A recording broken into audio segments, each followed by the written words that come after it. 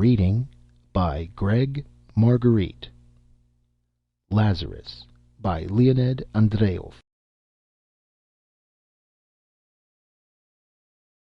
1. When Lazarus rose from the grave after 3 days and nights in the mysterious thraldom of death, and returned alive to his home, it was a long time before anyone noticed the evil peculiarities in him that were later to make his very name terrible. His friends and relatives were jubilant that he had come back to life. They surrounded him with tenderness. They were lavish of their eager attentions, spending the greatest care upon his food and drink, and the new garments they made for him. They clad him gorgeously in the glowing colors of hope and laughter, and when, arrayed like a bridegroom, he sat at table with them, ate again and drank again, they wept fondly and summoned the neighbors to look upon the man miraculously raised from the dead. The neighbors came and were moved with joy. Strangers arrived from distant cities and villages to worship the miracle. They burst into stormy exclamations and buzzed around the house of Mary and Martha like so many bees. That which was new in Lazarus's face and gestures they explained naturally as the traces of his severe illness and the shock he had passed through.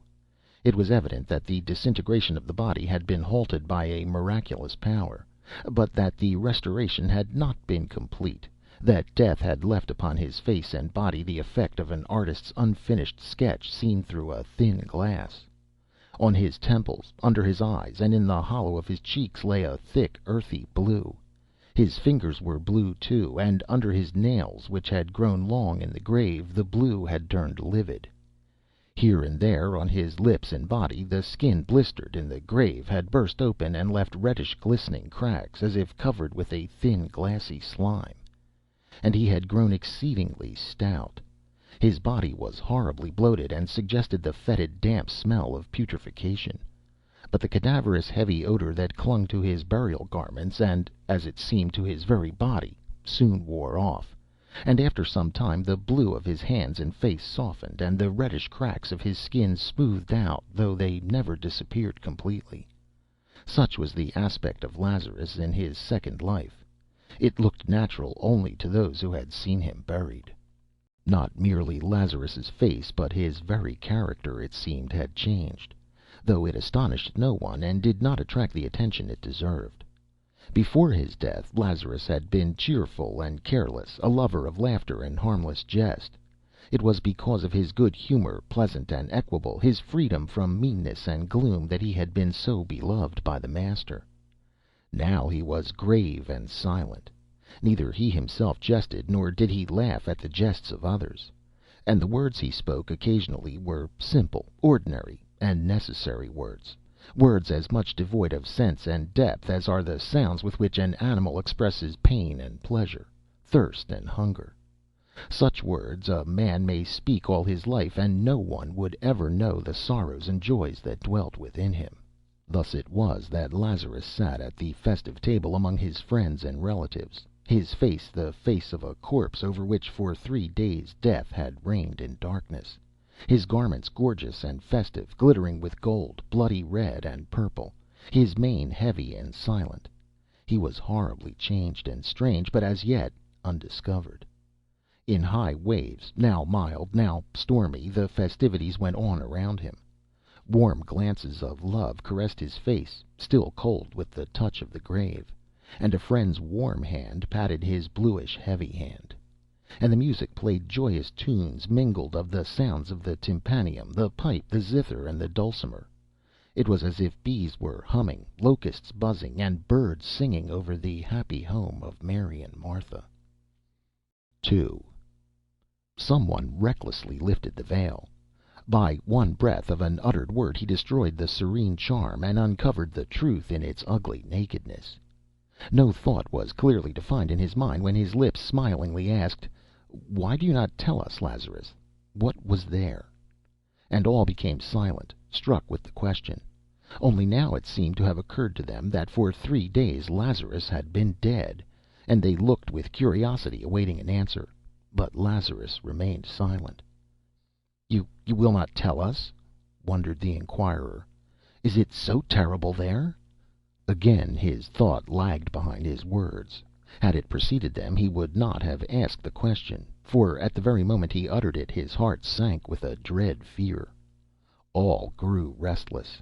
They awaited the words of Lazarus anxiously, but he was silent, cold, and severe, and his eyes were cast down.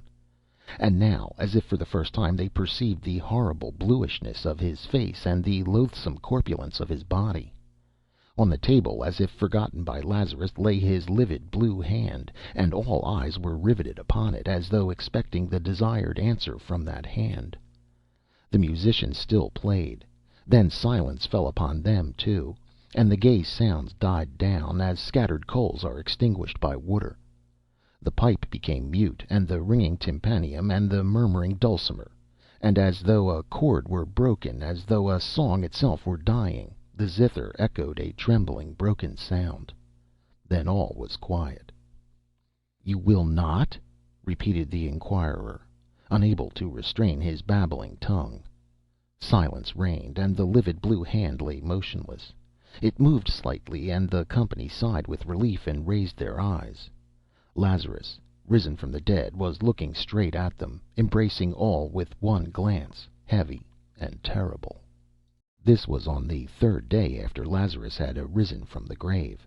Since then many had felt that his gaze was the gaze of destruction, but neither those who had been forever crushed by it, nor those who in the prime of life, mysterious even as death, had found the will to resist his glance, could ever explain the terror that lay immovable in the depths of his black pupils.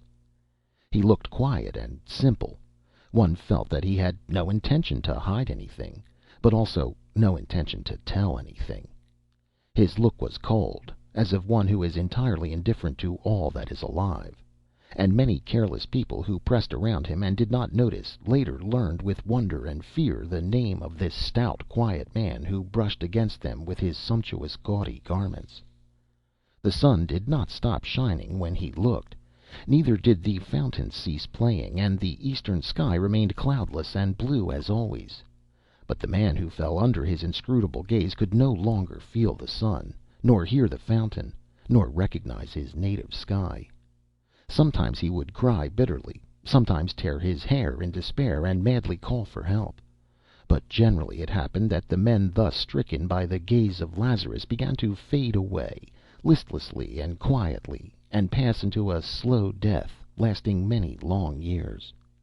They died in the presence of everybody, colorless, haggard, and gloomy, like trees withering on rocky ground. Those who screamed in madness sometimes came back to life, but the others, never. "So you will not tell us, Lazarus, what you saw there?" the inquirer repeated for the third time. But now his voice was dull, and a dead gray weariness looked stupidly out from the eyes. The faces of all present were also covered by the same dead gray weariness, like a mist. The guests stared at one another stupidly, not knowing why they had come together or why they sat around this rich table. They stopped talking and vaguely felt it was time to leave, but they could not overcome the lassitude that spread through their muscles. So they continued to sit there, each one isolated, like little dim lights scattered in the darkness of night. The musicians were paid to play, and they again took up the instruments, and again played gay or mournful airs. But it was music made to order, always the same tunes, and the guests listened wonderingly. Why was this music necessary, they thought? Why was it necessary, and what good did it do for people to pull at strings and blow their cheeks into thin pipes and produce varied and strange sounding noises? "How badly they play," said someone. The musicians were insulted and left. Then the guests departed one by one, for it was nearing night, and when the quiet darkness enveloped them, and it became easier to breathe, the image of Lazarus suddenly arose before each one in stern splendor. There he stood, with the blue face of a corpse and the raiment of a bridegroom, sumptuous and resplendent, in his eyes that cold stare, in the depths of which lurked the horrible. They stood still, as if turned into stone. The darkness surrounded them, and in the midst of this darkness flamed up the horrible apparition, the supernatural vision of one who for 3 days had lain under the measureless power of death. 3 days he had been dead. Thrice had the sun risen and set, and he had lain dead. The children had played, the water had murmured as it streamed over the rocks, the hot dust had clouded the highway, and he had been dead. And now he was among men again, touched them, looked at them, looked at them! And through the black rings of his pupils, as through dark glasses, the unfathomable there gazed upon humanity. 3. No one took care of Lazarus, and no friends or kindred remained with him. Only the great desert enfolding the holy city came close to the threshold of his abode. It entered his home and lay down on his couch like a spouse, and put out all the fires. No one cared for Lazarus. One after the other went away, even his sisters Mary and Martha. For a long while Martha did not want to leave him, for she knew not who would nurse him or take care of him, and she cried and prayed. But one night, when the wind was roaming about the desert and the rustling cypress trees were blending over the roof, she dressed herself quietly, and quietly went away. Lazarus probably heard how the door was slammed. It had not shut properly, and the wind kept knocking it continually against the post. But he did not rise. He did not go out, did not try to find out the reason. And the whole night until the morning the cypress trees hissed over his head, and the door swung to and fro, allowing the cold, greedily prowling desert to enter his dwelling. Everybody shunned him as though he were a leper. They wanted to put a bell on his neck to avoid meeting him. But someone turning pale remarked it would be terrible if at night under the windows one should happen to hear Lazarus's bell, and all grew pale and assented. Since he did nothing for himself, he would probably have starved had not his neighbors, in trepidation, saved some food for him. Children brought it to him. They did not fear him, neither did they laugh at him, in the innocent cruelty in which children often laugh at unfortunates. They were indifferent to him, and Lazarus showed the same indifference to them. He showed no desire to thank them for their services. He did not try to pat the dark hands and look into the simple, shining little eyes. Abandoned to the ravages of time and the desert, his house was falling to ruins, and his hungry, bleating goats had long been scattered among his neighbors. His wedding garments had grown old. He wore them without changing them, as he had donned them on that happy day when the musicians played. He did not see the difference between old and new, between torn and whole. The brilliant colors were burnt and faded. The vicious dogs of the city and the sharp thorns of the desert had rent the fine clothes to shreds. During the day, when the sun beat down mercilessly upon all living things, and even the scorpions hid under the stones, convulsed with a mad desire to sting, he sat motionless in the burning rays, lifting high his blue face and shaggy, wild beard.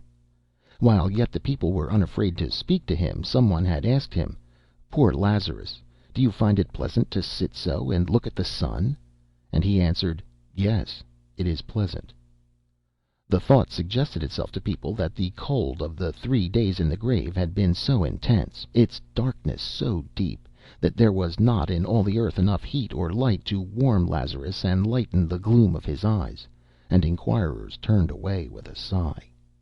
And when the setting sun, flat and purple red, descended to earth, Lazarus went into the desert and walked straight toward it, as though intending to reach it. Always he walked directly toward the sun, and those who tried to follow him and find out what he did at night in the desert had indelibly imprinted upon their mind's vision the black silhouette of a tall, stout man against the red background of an immense disk. The horrors of the night drove them away, and so they never found out what Lazarus did in the desert. But the image of the black form against the red was burned forever into their brains. Like an animal with a cinder in its eye which furiously rubs its muzzle against its paws, they foolishly rubbed their eyes. But the impression left by Lazarus was ineffaceable, forgotten only in death. There were people living far away who never saw Lazarus, and only heard of him. With an audacious curiosity which is stronger than fear and feeds on fear, with a secret sneer in their hearts, some of them came to him one day as he basked in the sun, and entered into conversation with him. At that time his appearance had changed for the better, and was not so frightful. At first the visitors snapped their fingers, and thought disapprovingly of the foolish inhabitants of the holy city. But when the short talk came to an end and they went home, their expression was such that the inhabitants of the holy city at once knew their errand, and said, "Here go some more madmen at whom Lazarus has looked." The speakers raised their hands in silent pity. Other visitors came, among them brave warriors in clinking armor, who knew not fear, and happy youths who made merry with laughter and song.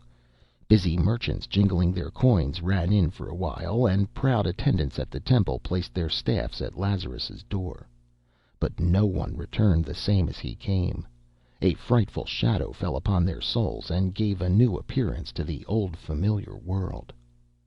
Those who felt any desire to speak after they had been stricken by the gaze of Lazarus described the change that had come over them somewhat like this. All objects seen by the eye and palpable to the hand became empty, light, and transparent, as though they were light shadows in the darkness. And this darkness enveloped the whole universe. It was dispelled neither by the sun, nor by the moon, nor by the stars, but embraced the earth like a mother and clothed it in a boundless black veil. Into all bodies it penetrated, even into iron and stone, and the particles of the body lost their unity and became lonely. Even to the heart of the particles it penetrated, and the particles of the particles became lonely. The vast emptiness which surrounds the universe was not filled with things seen, with sun or moon or stars. It stretched boundless, penetrating everywhere, disuniting everything, body from body, particle from particle. In emptiness the trees spread their roots, themselves empty. In emptiness rose phantom temples, palaces, and houses, all empty. And in the emptiness moved restless man, himself empty and light, like a shadow. There was no more a sense of time. The beginning of all things and their end merged into one. In the very moment when a building was being erected, and one could hear the builders striking with their hammers, one seemed already to see its ruins, and then emptiness where the ruins were. A man was just born, and funeral candles were already lighted at his head. And then they were extinguished, and soon there was emptiness where before had been the man and the candles. And surrounded by darkness and empty waste, man trembled hopelessly before the dread of the infinite. So spoke those who had a desire to speak, but much more could probably have been told by those who did not want to talk, and who died in silence. 4. At that time there lived in Rome a celebrated sculptor by the name of Aurelius. Out of clay, marble, and bronze he created forms of gods and men of such beauty that this beauty was proclaimed immortal. But he himself was not satisfied, and said there was a supreme beauty that he had never succeeded in expressing in marble or bronze. "I have not yet gathered the radiance of the moon," he said. "I have not yet caught the glare of the sun. There is no soul in my marble, there is no life in my beautiful bronze." And when by moonlight he would slowly wander along the roads, crossing the black shadows of the cypress trees, his white tunic flashing in the moonlight, those he met used to laugh good naturedly and say, "Is it moonlight that you are gathering, Aurelius? Why did you not bring some baskets along?" And he too would laugh, and point to his eyes, and say, "Here are the baskets in which I gather the light of the moon and the radiance of the sun." And that was the truth. In his eyes shone moon and sun, but he could not transmit the radiance to marble. Therein lay the greatest tragedy of his life. He was a descendant of an ancient race of patricians, had a good wife and children, and except in this one respect, lacked nothing. When the dark rumor about Lazarus reached him, he consulted his wife and friends, and decided to make the long voyage to Judea in order that he might look upon the man miraculously raised from the dead. He felt lonely in those days, and hoped on the way to renew his jaded energies. What they had told him about Lazarus did not frighten him. He had meditated much upon death. He did not like it, nor did he like those who tried to harmonize it with life. On this side, beautiful life; on the other, mysterious death, he reasoned. And no better lot could befall a man than to live, to enjoy life and the beauty of living. And he already had conceived a desire to convince Lazarus of the truth of this view, and to return his soul to life, even as his body had been returned. This task did not appear impossible, for the reports about Lazarus, fearsome and strange as they were, did not tell the whole truth about him, but only carried a vague warning against something awful. Lazarus was getting up from a stone to follow in the path of the setting sun on the evening when the rich Roman, accompanied by an armed slave, approached him, and in a ringing voice called to him, "Lazarus!" Lazarus saw a proud and beautiful face, made radiant by fame, and white garments and precious jewels shining in the sunlight. The ruddy rays of the sun lent to the head and face a likeness to dimly shining bronze. That was what Lazarus saw. He sank back to his seat obediently, and wearily lowered his eyes. "It is true you are not beautiful, my poor Lazarus," said the Roman quietly, playing with a gold chain. "You are even frightful, my poor friend, and death was not lazy the day when you so carelessly fell into its arms. But you are as fat as a barrel, and fat people are not bad, as the great Caesar said. I do not understand why people are so afraid of you. You will permit me to stay with you overnight? It is already late, and I have no abode." Nobody had ever asked Lazarus to be allowed to pass the night with him. "I have no bed," said he. "I am somewhat of a warrior, and can sleep sitting," replied the Roman. "We shall make a light." "I have no light." "Then we will converse in the darkness, like two friends. I suppose you have some wine?" "I have no wine." The Roman laughed. "Now I understand why you are so gloomy, and why you do not like your second life. No wine? Well, we shall do without. You know there are words that go to one's head, even as Falernian wine." With a motion of his head he dismissed the slave, and they were alone. And again the sculptor spoke, but it seemed as though the sinking sun had penetrated into his words. They faded pale and empty, as if trembling on weak feet, as if slipping and falling, drunk with the wine of anguish and despair. And black chasms appeared between the two men, like remote hints of vast emptiness and vast darkness. "Now I am your guest, and you will not ill treat me, Lazarus," said the Roman. "Hospitality is binding even upon those who have been 3 days dead. 3 days, I am told, you were in the grave. It must have been cold there. And it is from there that you have brought this bad habit of doing without light and wine. I like light. It gets dark so quickly here. Your eyebrows and forehead have an interesting line, even as the ruins of castles covered with the ashes of an earthquake. But why in such strange, ugly clothes? I have seen the bridegrooms of your country. They wear clothes like that. Such ridiculous clothes, such awful garments. Are you a bridegroom?" Already the sun had disappeared. A gigantic black shadow was approaching fast from the west, as if prodigious bare feet were rustling over the sand, and the chill breezes stole up behind. "In the darkness you seem even bigger, Lazarus, as though you had grown stouter in these few minutes. Do you feed on darkness, perchance? And I would like a light, just a small light, just a small light. And I'm cold. The nights here are so barbarously cold. If it were not so dark, I should say that you were looking at me, Lazarus. Yes, it seems you are looking. You are looking. You are looking at me. I feel it. Now you are smiling." The night had come, and a heavy blackness filled the air. How good it will be when the sun rises again tomorrow. You know, I am a great sculptor. So my friends call me. I create. Yes, they say I create. But for that, daylight is necessary. I give life to cold marble. I melt the ringing bronze in the fire, in a bright hot fire. Why did you touch me with your hand?" "Come," said Lazarus. "You are my guest." And they went into the house, and the shadows of the long evening fell on the earth. The slave at last grew tired waiting for his master, and when the sun stood high he came to the house, and he saw directly under its burning rays Lazarus and his master sitting close together. They looked straight up, and were silent. The slave wept and cried aloud, "Master! What ails you, master?" The same day Aurelius left for Rome. The whole way he was thoughtful and silent, attentively examining everything, the people, the ship, and the sea, as though endeavoring to recall something. On the sea a great storm overtook them, and all the while Aurelius remained on deck and gazed eagerly at the approaching and falling waves. When he reached home his family were shocked at the terrible change in his demeanor, but he calmed them with the words, "I have found it."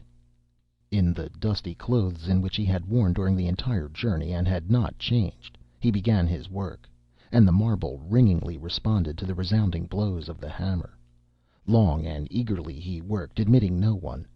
At last, one morning, he announced that the work was ready, and gave instructions that all his friends, and the severe critics and judges of art, be called together. Then he donned gorgeous garments, shining with gold, glowing with the purple of the bison. "Here is what I have created," he said thoughtfully. His friends looked, and immediately the shadow of deep sorrow covered their faces. It was a thing monstrous, possessing none of the forms familiar to the eye, yet not devoid of a hint of some new, unknown form. On a thin, tortuous little branch, or rather an ugly likeness of one, lay crooked, strange, unsightly, shapeless heaps of something turned outside in, or something turned inside out. Wild fragments which seemed to be feebly trying to get away from themselves. And accidentally, under one of the wild projections, they noticed a wonderfully sculptured butterfly, with transparent wings, trembling as though with a weak longing to fly. "Why that wonderful butterfly, Aurelius?" timidly asked someone. "I do not know," answered the sculptor. The truth had to be told, and one of his friends, the one who loved Aurelius the best, said, "This is ugly, my poor friend. It must be destroyed. Give me the hammer." And with 2 blows he destroyed the monstrous mass, leaving only the wonderfully sculptured butterfly. After that Aurelius created nothing. He looked with absolute indifference at marble and at bronze, and at his own divine creations, in which dwelt immortal beauty. In the hope of breathing into him once more again the old flame of inspiration, with the idea of awakening his dead soul, his friends led him to see the beautiful creations of others. But he remained indifferent, and no smile warmed his closed lips, and only after they spoke to him much and long of beauty he would reply wearily, "But all this is a lie." And in the daytime, when the sun was shining, he would go into his rich and beautifully laid out garden, and finding a place where there was no shadow, would expose his bare head and his dull eyes to the glitter and burning heat of the sun. Red and white butterflies fluttering around.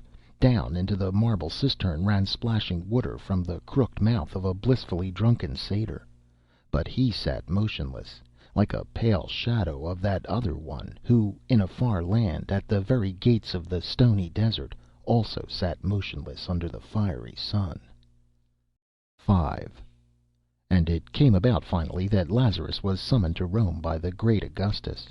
They dressed him in gorgeous garments, as though it had been ordained that he was to remain a bridegroom to an unknown bride until the very day of his death. It was as if an old coffin, rotten and falling apart, were re-gilded over and over, and gay tassels were hung on it. And solemnly they conducted him in gala attire, as though in truth it were a bridal procession, the runners loudly sounding the trumpet that the way be made for the ambassadors of the Emperor. But the roads along which he passed were deserted. His entire native land cursed the execrable name of Lazarus, the man miraculously brought to life, and the people scattered at the mere report of his horrible approach. The trumpeters blew lonely blasts, and only the desert answered with a dying echo. Then they carried him across the sea on the saddest and most gorgeous ship that was ever mirrored in the azure waves of the Mediterranean.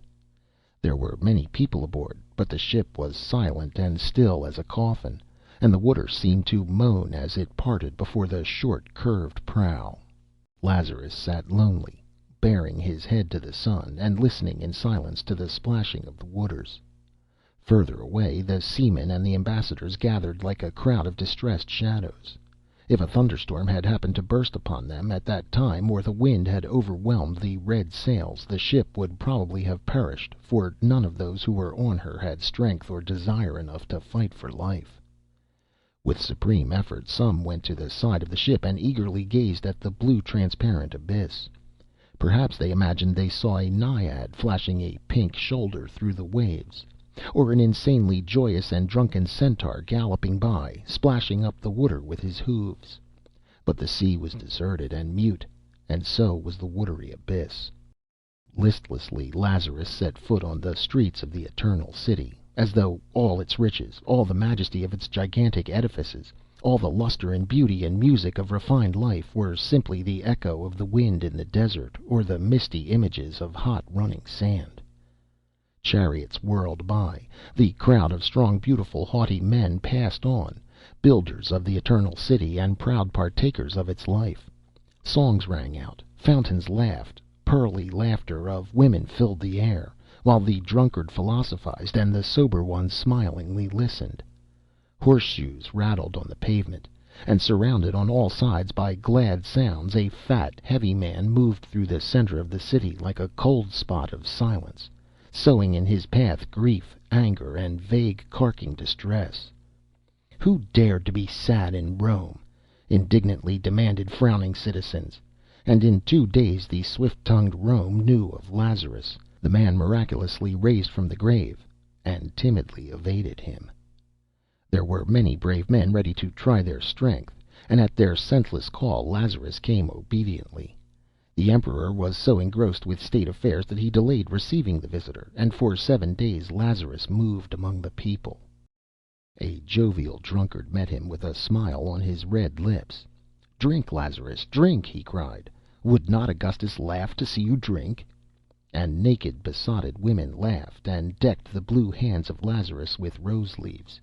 But the drunkard looked into the eyes of Lazarus, and his joy ended forever. Thereafter he was always drunk. He drank no more, but was drunk all the time, shadowed by fearful dreams instead of the joyous reveries that wine gives. Fearful dreams became the food of his broken spirit. Fearful dreams held him day and night in the midst of monstrous fantasy, and death itself was no more fearful than the apparition of its fierce precursor. Lazarus came to a youth and his lass who loved each other and were beautiful in their love. Proudly and strongly holding in his arms his beloved one, the youth said with gentle pity, "Look at us, Lazarus, and rejoice with us. Is there anything stronger than love?" And Lazarus looked at them. And their whole life they continued to love one another, but their love became mournful and gloomy, even as those cypress trees over the tombs that feed their roots on the putrescence of the grave, and strive in vain in the quiet evening hour to touch the sky with their pointed tops.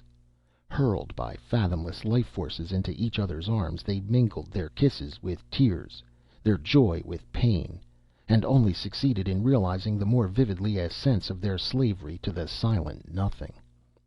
Forever united, forever parted, they flashed like sparks, and like sparks they went out in boundless darkness. Lazarus came to a proud sage, and the sage said to him, "I already know all the horrors that you may tell me, Lazarus. With what else can you terrify me?" Only a few moments passed before the sage realized that the knowledge of the horrible is not the horrible, and that the sight of death is not death. And he felt that in the eyes of the Infinite wisdom and folly are the same, for the Infinite knows them not, and the boundaries between knowledge and ignorance, between truth and falsehood, between top and bottom, faded, and his shapeless thought was suspended in emptiness. Then he grasped his gray head in his hands and cried out insanely, "I cannot think! I cannot think!" Thus it was that under the cool gaze of Lazarus, the man miraculously raised from the dead, all that serves to affirm life, its sense and its joys, perished. And people began to say it was dangerous to allow him to see the Emperor, that it were better to kill him and bury him secretly and swear he had disappeared. Swords were sharpened, and youths devoted to the welfare of the people announced their readiness to become assassins, when Augustus upset the cruel plans by demanding that Lazarus appear before him. Even though Lazarus could not be kept away, it was felt that the heavy impression conveyed by his face might be somewhat softened. With that end in view, expert painters, barbers, and artists were secured, who worked the whole night on Lazarus's head. His beard was trimmed and curled. The disagreeable and deadly bluishness of his hands and face was covered up with paint. His hands were whitened, his cheeks rouged. The disgusting wrinkles of suffering that ridged his old face were patched up and painted, and on the smooth surface wrinkles of good nature and laughter and of pleasant good-humored cheeriness were laid on artistically with fine brushes. Lazarus submitted indifferently to all they did with him, and soon was transformed into a stout, nice-looking old man, for all the world a quiet and good-humored grandfather of numerous children. He looked as though the smile with which he told funny stories had not left his lips, as though a quiet tenderness still lay hidden in the corner of his eyes. But the wedding dress they did not dare to take off, and they could not change his eyes, the dark, terrible eyes out of which stared the incomprehensible there. 6. Lazarus was untouched by the magnificence of the imperial apartments. He remained stolidly indifferent, as though he saw no contrast between his ruined house at the edge of the desert and the solid, beautiful palace of stone. Under his feet the hard marble of the floor took on the semblance of the moving sands of the desert, and to his eyes the throngs of gaily dressed, haughty men were as unreal as the emptiness of the air. They looked not into his face as he passed by, fearing to come under the awful bane of his eyes. But when the sound of his heavy steps announced that he had passed, heads were lifted, and eyes examined with timid curiosity the figure of the corpulent, tall, slightly stooping old man as he slowly passed into the heart of the imperial palace. If death itself had appeared, men would not have feared it so much, for hitherto death had been known to the dead only, and life to the living only, and between these two there had been no bridge. But this strange being knew death, and that knowledge of his was felt to be mysterious and cursed. "He will kill our great divine Augustus!" men cried with horror, and they hurled curses after him. Slowly and stolidly he passed them by, penetrating ever deeper into the palace. Caesar knew already who Lazarus was, and was prepared to meet him. He was a courageous man. He felt his power was invincible, and in the fateful encounter with the man wonderfully raised from the dead, he refused to lean on other men's weak help. Man to man, face to face, he met Lazarus. "Do not fix your gaze on me, Lazarus," he commanded. "I have heard that your head is like the head of Medusa, and turns into stone all upon whom you look. But I should like to have a close look at you, and to talk to you before I turn into stone," he added, in a spirit of playfulness that concealed his real misgivings. Approaching him, he examined closely Lazarus's face and his strange festive clothes. Though his eyes were sharp and keen, he was deceived by the skilful counterfeit. "Well, your appearance is not terrible, venerable sir, but all the worse for men when the terrible takes on such a venerable and pleasant appearance. Now, let us talk." Augustus sat down, and as much by glance as by words began the discussion. "Why did you not salute me when you entered?" Lazarus answered indifferently. "I did not know it was necessary." "You are a Christian?" "No." Augustus nodded approvingly. "That is good. I do not like the Christians. They shake the tree of life, forbidding it to bear fruit, and they scatter to the wind its fragrant blossoms. But who are you?" With some effort Lazarus answered, "I was dead." "I heard about that, but who are you now?" Lazarus's answer came slowly. Finally he said again, listlessly and indistinctly, "I was dead." "Listen to me, stranger," said the Emperor sharply, giving expression to what had been in his mind before. "My empire is an empire of the living. My people are a people of the living, and not of the dead. You are superfluous here. I do not know who you are. I do not know what you have seen there. But if you lie, I hate your lies. And if you tell the truth, I hate your truth. In my heart I feel the pulse of life. In my hands I feel power. And my proud thoughts, like eagles, fly through space. Behind my back, under the protection of my authority, under the shadows of laws I have created, men live and labor and rejoice. Do you hear this divine harmony of life? Do you hear the war cry that men hurl into the face of the future, challenging it to strife?" Augustus extended his arms reverently and solemnly cried out, "Blessed art thou, great divine life!" But Lazarus was silent, and the Emperor continued more severely, "You are not wanted here. Pitiful remnant, half devoured of death, you fill men with distress and aversion to life. Like a caterpillar on the fields, you are gnawing away at the full seed of joy, exuding the slime of despair and sorrow. Your truth is like a rusted sword in the hands of a night assassin, and I shall condemn you to death as an assassin. But first I want to look into your eyes. Mayhap only cowards fear them, and brave men are spurred on to struggle and victory. Then you will merit not death, but a reward. Look at me, Lazarus." At first it seemed to divine Augustus as if a friend were looking at him, so soft, so alluring, so gently fascinating was the gaze of Lazarus. It promised not horror, but quiet rest, and the Infinite dwelt there as a fond mistress, a compassionate sister, a mother. And ever stronger grew its gentle embrace, until he felt, as it were, the breath of a mouth hungry for kisses. Then it seemed as if iron bones protruded in a ravenous grip and closed upon him in an iron band, and cold nails touched his heart, and slowly, slowly sank into it. "It pains me," said divine Augustus, growing pale. "But look, Lazarus, look." Ponderous gates, shutting off eternity, appeared to be slowly swinging open, and through the growing aperture poured in coldly and calmly the awful horror of the Infinite. Boundless emptiness and boundless gloom entered like two shadows, extinguishing the sun, removing the ground from under the feet, and the cover from over the head. And the pain in his icy heart ceased. Look at me, Lazarus!" commanded Augustus, staggering. Time ceased, and the beginning of things came perilously near to the end. The throne of Augustus, so recently erected, fell to pieces, and emptiness took the place of the throne and of Augustus. Rome fell silently into ruins. A new city rose in its place, and it too was erased by emptiness.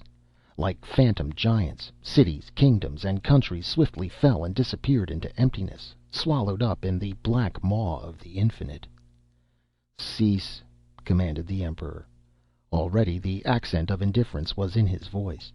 His arms hung powerless, and his eagle eyes flashed and were dimmed again, struggling against the overwhelming darkness. "You have killed me, Lazarus," he said drowsily. These words of despair saved him. He thought of the people, whose shield he was destined to be, and a sharp, redeeming pang pierced his dull heart. He thought of them doomed to perish, and he was filled with anguish. First they seemed bright shadows in the gloom of the Infinite. How terrible!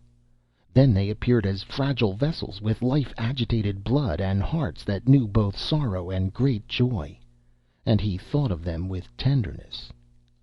And so, thinking and feeling, inclining the scales now to the side of life, now to the side of death, he slowly returned to life, to find in its suffering and joy a refuge from the gloom, emptiness, and fear of the Infinite.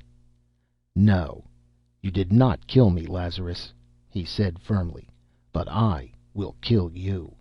Go."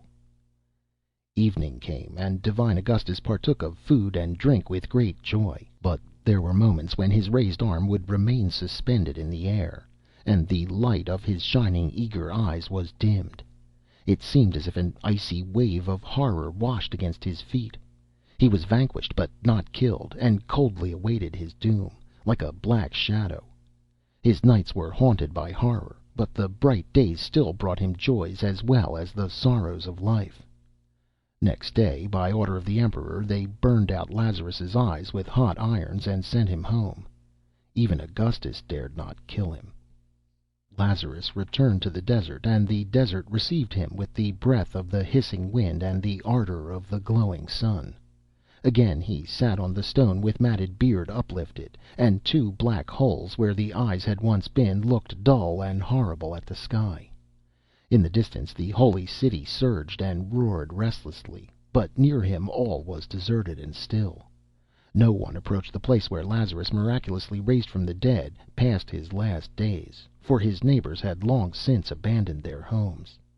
His cursed knowledge, driven by the hot irons from his eyes deep into the brain, lay there in ambush, as if from ambush it might spring out upon men with 1,000 unseen eyes. No one dared to look at Lazarus.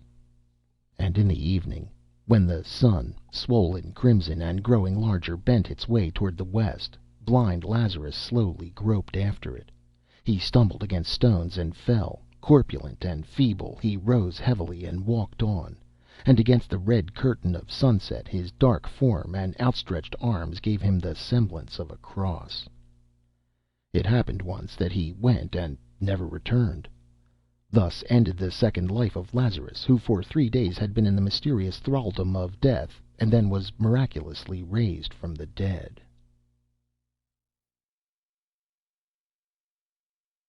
End of Lazarus by Leonid Andreyev.